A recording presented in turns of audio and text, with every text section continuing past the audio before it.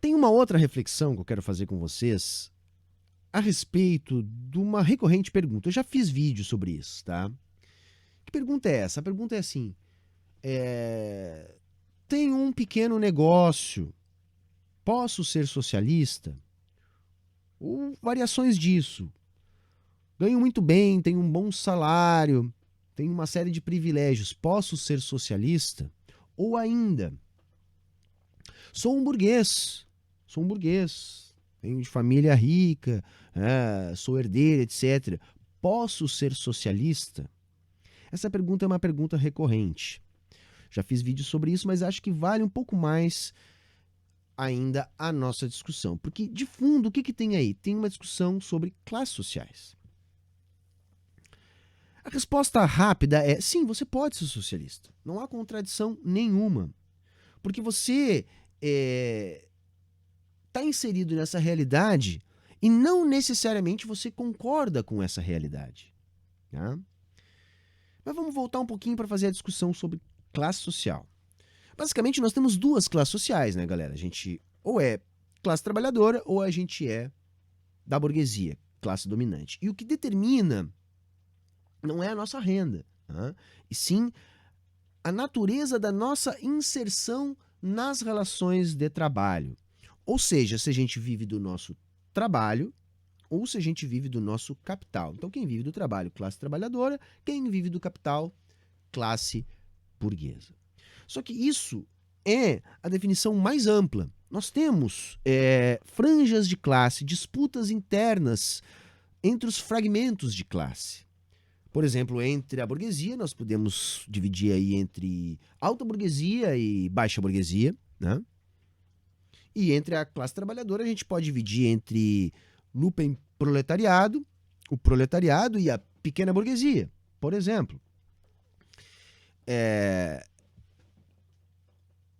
No caso da pequena burguesia, é onde a gente encontra mais essa dúvida. E o primeiro ponto é que a grande parte dos pequenos burgueses não se reconhece como tal. Não se reconhece como tal. Porque o pequeno burguês, ele é um trabalhador. Ele não pertence à classe dominante.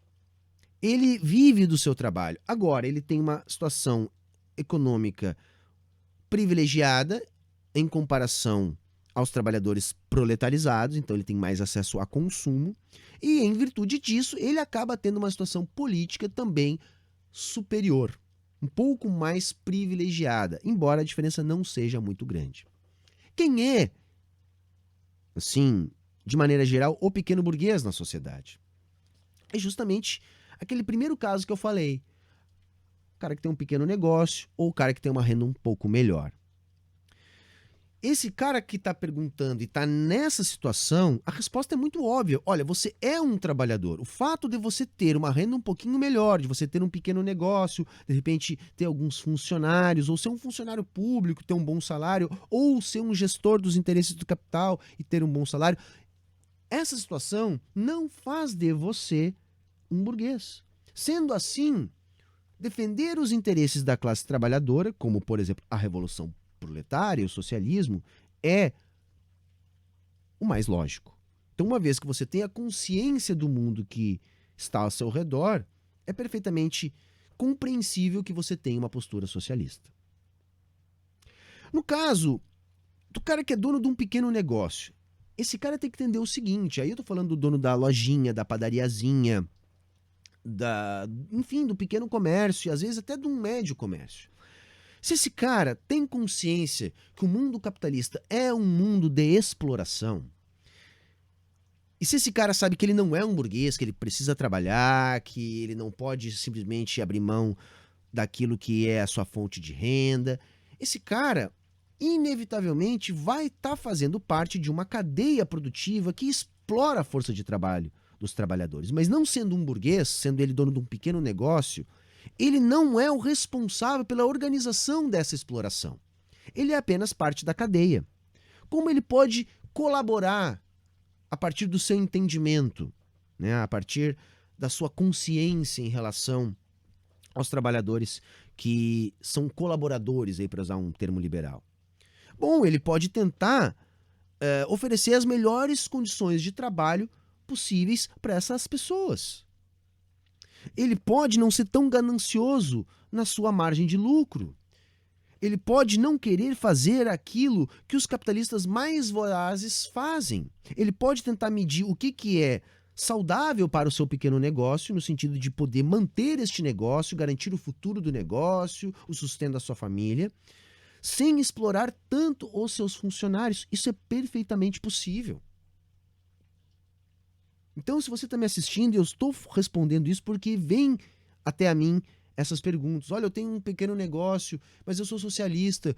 E aí eu fico achando que eu estou numa contradição porque eu sou obrigado a extrair mais valor lá dos trabalhadores que trabalham comigo.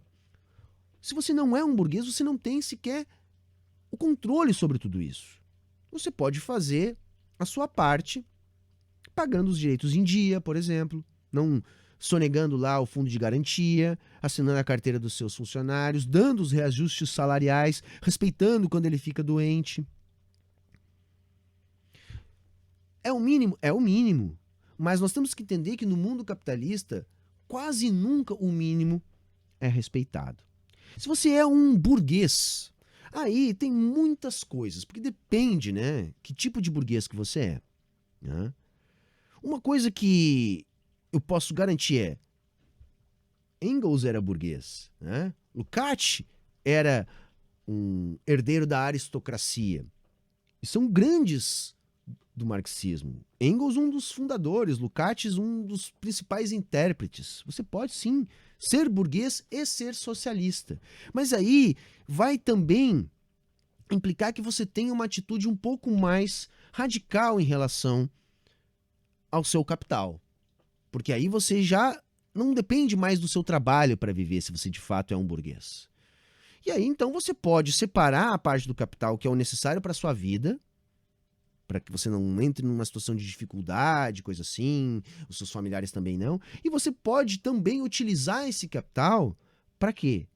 Para fomentar a luta socialista, para ajudar de algumas maneiras. Eu não estou dizendo para você doar tudo e ficar pobre.